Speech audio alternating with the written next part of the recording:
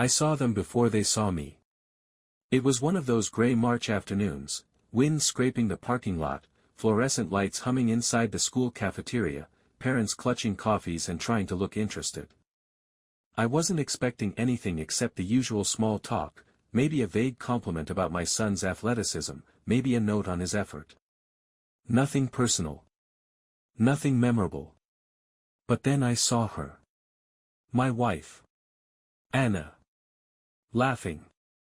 And next to her, leaning in just a bit too close, was someone I recognized from the bleachers, Coach Ray. The gym teacher. Tall, built like a linebacker gone soft, his polo stretched across his chest, a whistle hanging like a weapon from his neck. He touched her arm. Just a little. Just long enough. Her smile was the one I hadn't seen in months. Not the tired, forced one she saved for me at dinner. No, this was the full thing. The kind of smile that said remember me. Something inside me went cold. I didn't interrupt them. I didn't make a scene. I just stood there, frozen, 5 feet from the table with a clipboard in my hand and the beginnings of a storm blooming quietly behind my eyes. No one noticed. Not then. But something had just snapped. And it would never be put back together the same way again. My name is Michael Varen. I'm 38 years old, husband of one, father of one, and up until last Thursday afternoon, I thought I understood the architecture of my life. I thought I was standing on a foundation I'd built with my own 2 hands, early mornings, long hours, years of code and caffeine and sacrifice poured into the software company I helped scale from a 5-man team in a basement to a nationally recognized cloud security firm. I'm not flashy. I don't chase status. I've always believed that real men build quietly, in the background, for the people they love. So I built for Anna. And for Tyler, our son. 12 years old and growing too fast for his shoes to keep up. He's got Anna's eyes, pale green with a ring of copper around the iris that lights up when he's laughing or playing soccer. It's funny, I thought I'd see that light in her forever. Anna. She's the kind of beautiful that doesn't look like it belongs in a PTA meeting or a grocery store aisle, yet somehow still fits. At first glance, she could be on the cover of a weekend wellness magazine, yoga-toned limbs, posture straight without stiffness, cheekbones like she was carved from soft marble. But her beauty isn't cold. It's active, alive, like every part of her is choosing to be radiant. Dark blonde hair, usually pulled into a high ponytail or a lazy knot that somehow looked more elegant than half the women I passed in corporate lobbies. She wears those earthy, breathable fabrics that cling just enough to draw the eye but not enough to admit they're trying. Sage green, soft lavender, deep navy, colors that made her look like she belonged in spring, even when the air outside was still crusted in frost. She used to wear this little silver necklace with a single opal. Tyler gave it to her when he was 7, bought it with chore money and a crumpled $5 bill from his birthday card. She wore it every day for 4 years. I hadn't seen it in weeks. She says she's between routines now. That's how she puts it. Always trying something new. First it was Pilates. Then hot yoga. Then training for a 10K. Lately, she's been volunteering more at Tyler's school, helping organize fundraisers, sorting uniforms, sitting in on PTA planning sessions. I told her I was proud of her, that it was great she had time for herself now that Tyler was older and my work had stabilized a bit. She kissed me on the cheek. Said thank you. Said I was the most supportive man she knew. I believed her. Because why wouldn't I? We met when we were both 25. I was 2 years into a startup that barely paid rent, and she was bartending while working on a master's in early childhood education. She was luminous even then, laughing at my jokes like they mattered, challenging me with ideas I'd never considered, making me feel like the world was warmer with her in it. We got married after just 13 months. Everyone said we were rushing. But we weren't. Not to us. We were sure. In the years since, I've done everything I could to protect that certainty. I worked late. I built savings. I said no to promotions that meant moving cities, because she wanted Tyler to grow up in the house we bought together just outside Seattle, the one with the Japanese maple in the yard she planted herself. I was the guy who remembered her parents' anniversary. Who kept track of the wine she liked and the shoes she admired in passing. I was never flashy, but I was constant. Anna used to joke that I was her oak tree. Tall, quiet, stable. Unshakable. I liked being that. But in the months before the parent-teacher conference, something changed. She started to drift, not dramatically, but perceptibly. Like a room slowly losing oxygen. Her eyes would glaze over when I spoke. Conversations felt like obligations. She started spending more time out than in, coming home flushed from the cold or the workout or something else I couldn't name. She'd shower before I could get close, tell me she was exhausted, kiss me goodnight with lips that barely touched mine. I chalked it up to routine fatigue. Marriage fatigue. We'd been at this for over a decade, and I told myself people go through seasons. This was just a winter. Spring would come. But it didn't. What came was that moment at the conference. That glimpse, too intimate to explain away, too fleeting to confront outright. Coach Ray's fingers brushing her forearm, her laugh like it had been pulled from some other, more private place. I didn't speak to her that night. I couldn't. Instead, I drove home with Tyler asleep in the back seat, his backpack full of art projects and signed permission slips, and my heart hammering like a man who'd just seen a ghost in his own home. It wasn't anger yet. Just a question, coiled and silent. Who is she when I'm not around? Because the woman I saw with Ray wasn't my Anna. Or maybe she was. And I just never noticed. The thing about betrayal is that it never announces itself. It whispers. It leaves fingerprints in places you weren't meant to touch, tucks details just out of reach, lets you question your own memory before it ever speaks aloud. It doesn't come in the form of a confession. It comes in the soft erosion of routine. And now, I couldn't stop watching. Watching Anna, the way a man watches a fire creep along the edges of his house, wondering if it'll jump the line, if it's already inside. The morning after the conference, she was standing at the stove flipping scrambled eggs, humming something under her breath. A song Tyler liked. Her hair was damp, pulled back into a loose braid, and her leggings clung like they were painted on. She looked beautiful. Effortlessly so. And for a moment I hated her for it. I sat at the kitchen island, sipping coffee I didn't taste. She didn't look at me when she said, "You're quiet this morning." "I'm tired," I lied. She glanced over her shoulder, just for a second. "Did something happen at work?" "No." She nodded like she accepted it. Like that was enough. But her voice lowered a little. "You sure you're okay?" I looked at her then. Really looked.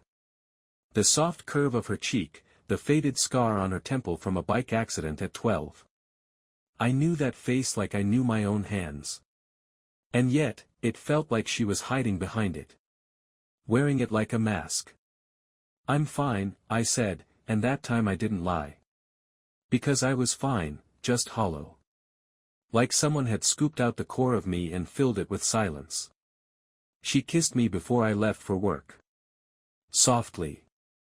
Just enough to keep the illusion alive. Her lips still tasted like coffee and cinnamon. But they didn't linger. They didn't ask anything of me. That was the first moment I let myself believe it was true. That there was someone else. And the worst part? It didn't feel like a lightning strike. It felt like a curtain being drawn back on a room I already knew was empty. For weeks, I'd seen the signs but dismissed them as shadows. The late nights. The sudden new volunteering streak at school. The gym bag left packed in the trunk of her car, even on days she swore she hadn't worked out. I remember once, not even a month ago, she was heading out the door in that same fitted windbreaker, earbuds already in, and I asked where she was going. "Jogging," she said, without slowing down. "It's raining," I pointed out. She grinned. "I like the rain. Feels cinematic." Cinematic. That was her word. Anna had always been drawn to that kind of poetry, spontaneity, mess, the thrill of something just a little bit forbidden. I thought I loved that about her. I used to tell my friends, she's the kind of woman who can make grocery shopping feel like a music video. Now, I wondered who was filming. I started tracing her lies like a programmer tracing a corrupted line of code. I replayed conversations in my mind. Found holes in them. Like how she said she was helping decorate for the school's spring fair last Friday, but when I showed up to surprise her with coffee, no one knew where she was. Her coat was there. Her purse. But not her. Or how she mentioned Coach Ray, offhandedly, casually, 3 different times in 2 weeks, even though I'd never heard her talk about him before. Not once in the entire school year.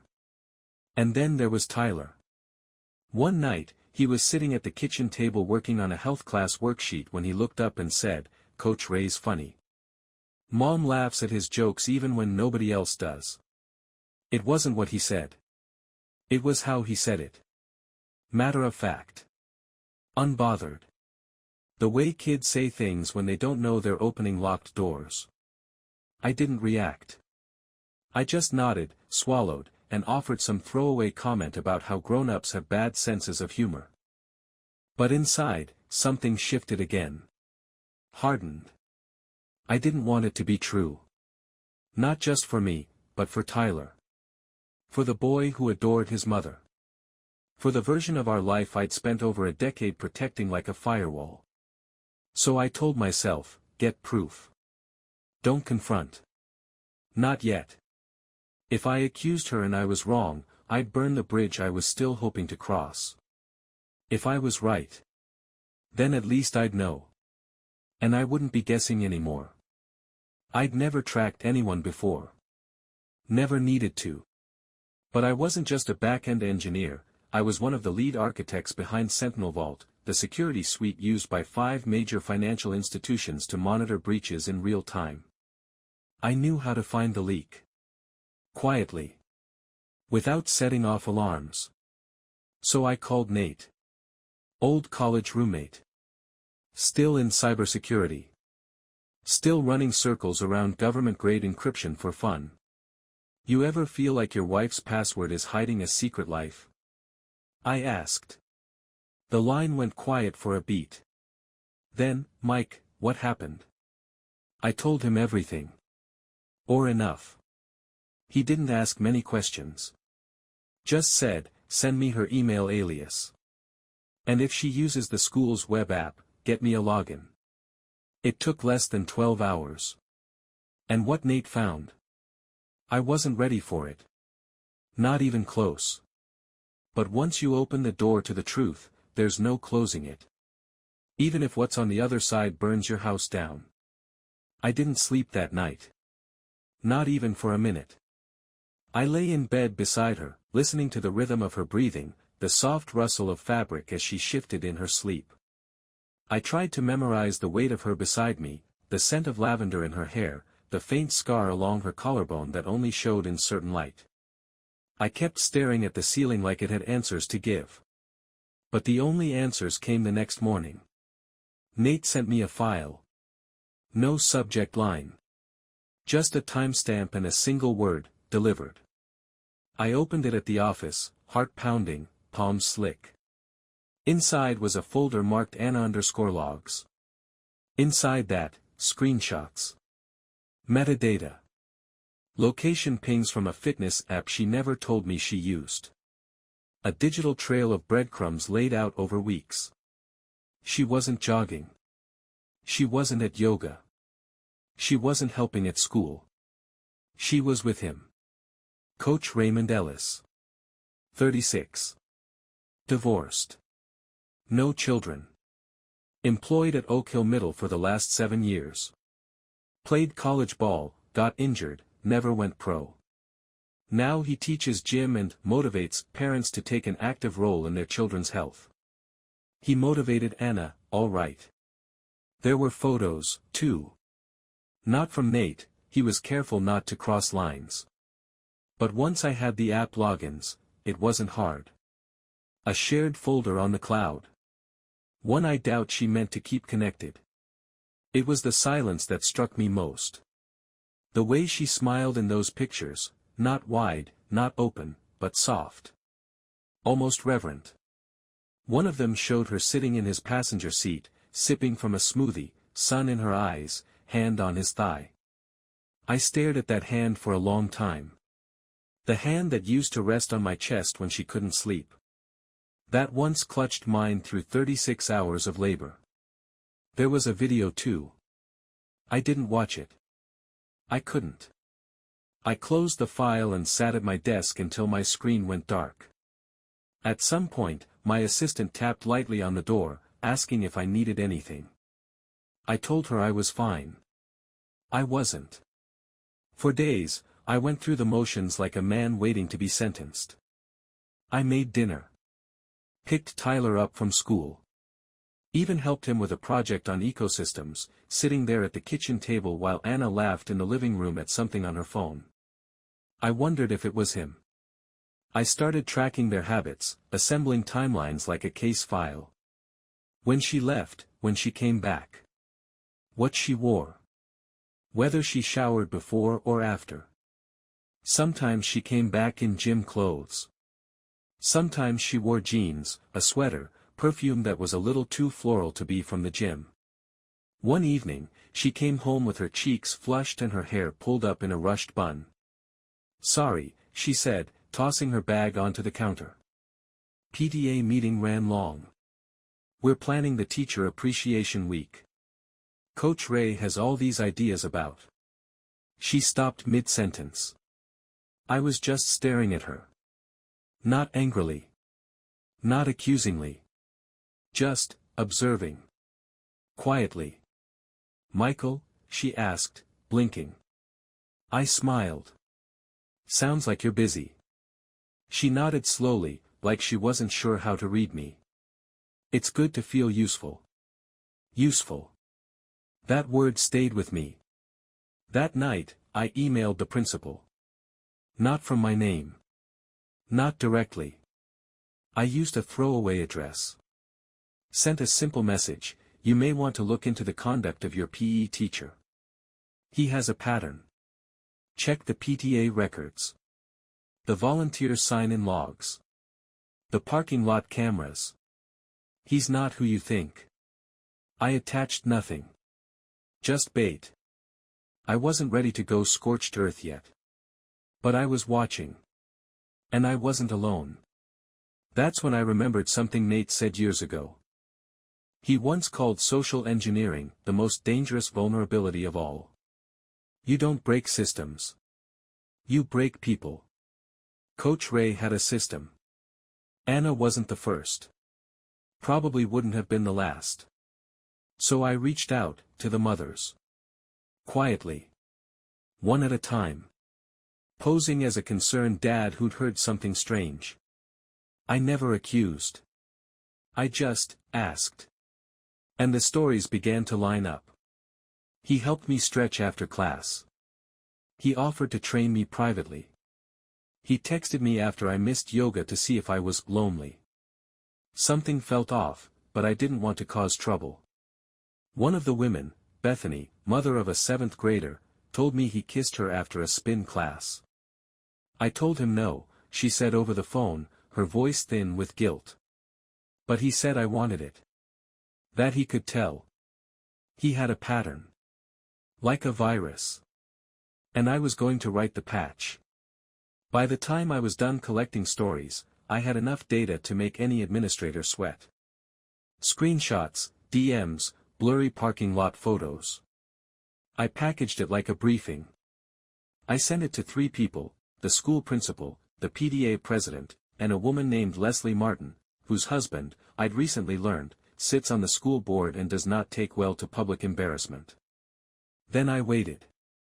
2 days passed. Then 3. And on Friday morning, Anna came home early. Pale. Shaken. She dropped her keys twice trying to hang them on the hook. I stood in the kitchen. She walked to me like someone approaching a cliff. And then she whispered, "What did you do?" I looked at her calmly. I told the truth. Her eyes filled. "You don't understand." I didn't let her finish. I didn't raise my voice. I didn't call her names. I simply said the words I practiced for nights in my head. "I have already forgiven you. But I will not live with you anymore. Because in my house, there is honesty. Not training in the dark." And I walked past her. Not because I didn't love her. But because I finally loved myself more. There are moments in life when silence screams. The evening after I told Anna I was leaving, the house hung in that kind of silence. Not the comfortable kind we once shared over books or coffee, but a brittle, haunted quiet. The kind that makes every sound louder, the clink of a spoon against a bowl, the hollow knock of the wind against the siding. Even Tyler's footsteps on the stairs felt too heavy, like the whole structure of our home was straining to hold something it couldn't anymore. He had questions, of course. "Where's Mom?" he asked when he came down and only saw me, standing in the kitchen in the same shirt I'd worn to work, my sleeves still rolled. "In the bedroom," I said. "She's resting." That wasn't true. She wasn't resting. She was sitting on the edge of our bed, staring at her hands like they belonged to someone else. Earlier that afternoon, after I walked away from her in the kitchen, she didn't chase me. Didn't beg. Not right away. She sat down slowly, like her legs might fail her if she didn't. I left. I went to my office. I closed the door. And I cried. Not loud, not long, but enough. Enough to feel the weight of it land in my chest like a stone dropped in a pond. I had carried us, this life, this illusion, for years. And now the dam had finally cracked. But I wasn't angry anymore. I was tired. Anna came to me around 9. The house was dim except for the desk lamp by my elbow. Tyler had gone to sleep, God bless him, he still trusted the world enough to rest easy. She stood in the doorway like she was asking permission to enter. "Michael," she said. I didn't look at her. "I know you don't want to hear anything I have to say," she whispered. "But I need to say it anyway." I closed my laptop. Folded my hands. She walked slowly into the room and sat in the corner armchair, the same one where she used to curl up with a glass of wine and a throw blanket while I debugged code late into the night. Now she looked like a stranger in it. Or maybe I was the stranger. "I didn't mean for it to happen," she started. I smiled, tight-lipped. "That's what they always say." Her eyes flinched. It was stupid. It was selfish. And I didn't even enjoy it, not really. At first, it was just attention. Someone noticing me again. Touching my back. Asking how I was sleeping. "You stopped doing that. You stopped telling me when you couldn't sleep," I said flatly. She closed her eyes. "I was lonely." I shook my head slowly. "You weren't lonely. You were bored." She didn't respond. "You wanted to feel 25 again. You wanted a story. And you picked him." I let out a soft breath. "A gym teacher. Who preys on women in yoga pants with sons in his class." "It wasn't like that," she said quickly, too quickly. I turned to face her fully. "No. Because that's what every other woman he's done this with said too. I talked to them." That stunned her. "You what?" "I have friends in security, Anna." "Did you really think I wouldn't know?" Tears welled in her eyes then, but I didn't flinch. "You made me into a fool," I said. "And I would have forgiven you for that. I would have forgiven the affair. I might have even tried to rebuild if you had told me. But what I can't forgive is the lying. The ease with which you let it happen. The way you came home, kissed our son on the head, and laid next to me like you'd just been out buying bananas instead of. My throat tightened. I stood up, walked to the window, and leaned my head against the glass. Outside, the street was still. A dog barked in the distance. Somewhere, a sprinkler hissed. "I wanted to tell you," she said behind me, her voice breaking. "Then why didn't you?" "Because I didn't want to lose this." I turned to her. "You already had." The silence after that was absolute. She dropped to her knees. Hands pressed together. Voice quivering. "Please. Michael, I love you. I made a mistake. I lost my way. But you're home to me. You always have been. Please don't leave." She wept then. Not dramatic sobs. Just quiet, desperate tears that soaked her sleeves and shook her shoulders. I knelt down in front of her. Lifted her chin with 2 fingers. And I said, gently, "Anna. I forgive you." Her face crumpled. For a second, I saw hope rise like a spark in her eyes. "But," I continued, "forgiveness isn't the same as permission. Or return. I can't stay here. Not after what you've done. Not after what I've seen. But we can fix it." "No," I said, calm and certain. "Because this, us, was built on trust. And you burned it." She looked lost. Like a child in a storm. "Where will you go?" she asked softly. I stood, and this time she didn't stop me. "I'm not going anywhere far," I said. "Tyler needs me. But I won't live in a lie." And then I turned, walked down the hall, and into the guest room. I closed the door behind me. That night, I slept like a man who had just let go of a weight he didn't realize he'd been carrying for years. The hardest part wasn't leaving. It was staying just close enough to keep my promises to Tyler while letting go of everything else. I moved into a small apartment 10 minutes from the house. 1 bedroom, bare walls, kitchen tiles that clicked under my heels in the quiet. No family photos. No scent of lavender shampoo in the bathroom. Just me and the slow, deliberate rhythm of beginning again. The first night there, I unpacked only the essentials: clothes, a few books, my laptop. I sat on the edge of the unfamiliar bed and stared at my phone for a long time. The screen lit with a message from Anna: "Can we talk? Just talk." I didn't reply. I wasn't punishing her. I wasn't angry. Not anymore. But I'd said what I needed to say. And I wasn't going to be the man who kept the wound open, bleeding into every conversation, every silence, every shared pickup at school. That's where we saw each other the most now: school drop-offs, science fairs, a few awkward Saturday games where Tyler played goalkeeper and we stood 6 feet apart pretending we still had a rhythm. She stopped wearing makeup. Stopped pretending. I could see it in her face, the guilt, the grief, the long nights spent wondering how the pieces had slipped through her hands. She was trying, in her own way. She sent updates about Tyler. Asked if I'd eaten. Offered to drop off a box of winter clothes I'd left behind.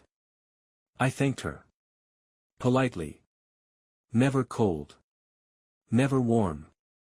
That was the balance I learned to keep. Tyler was the only thing that tied us together now. And for his sake, we kept it clean. He didn't know all the details. He only knew that things had shifted. That Dad was living in a new place for a while. That we still loved him, both of us. That he didn't do anything wrong. But he felt it. Kids always do. One night, a few weeks after the move, we were building a Lego set in my apartment, some elaborate medieval castle, pieces scattered like shrapnel across the floor, when he suddenly asked, "Did Mom do something bad?" I looked at him. That boy. His eyes wide, his mouth just a little slack in concentration. His innocence hanging by a thread. "What makes you ask that?" I said gently.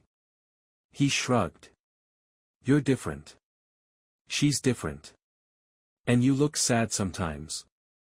I swallowed hard. I think, I said slowly, that sometimes grown-ups hurt each other. Even when they don't mean to. Like punching? No, I said. Not like that. More like forgetting to take care of what matters. Not listening. Not being honest. Sometimes people lose their way. Did Mom lie to you? I didn't answer right away. Finally, I said, yeah. She did. He nodded, looking down at the plastic bricks in his hands. Are you mad at her? I shook my head. Not anymore. But I'm not going back either. You understand? He didn't speak for a long time. Then he said something I will never forget. I just want you to be okay. That's when I realized healing wasn't a straight line. It was a slow rebuild, brick by brick, just like the castle we were piecing together. One tower. One wall. One quiet, strong foundation. I started running again. Not because I had to chase anything, but because my body needed motion. Needed proof I was still here. I deleted all the pictures of Anna and me from my phone, except one, the day Tyler was born. Her hair matted, her smile wild and exhausted, and me, holding our son like something sacred had just been handed to me. That moment was real. No lie could undo it. But the man in that photo didn't exist anymore. I'd become someone else. Someone quieter. Stronger. And, strangely, more open. I found myself lingering longer in bookstores, striking up conversations with strangers at the coffee shop down the street. I learned to cook for one. I started journaling again. I called my sister more often. I reconnected with friends I hadn't seen in years.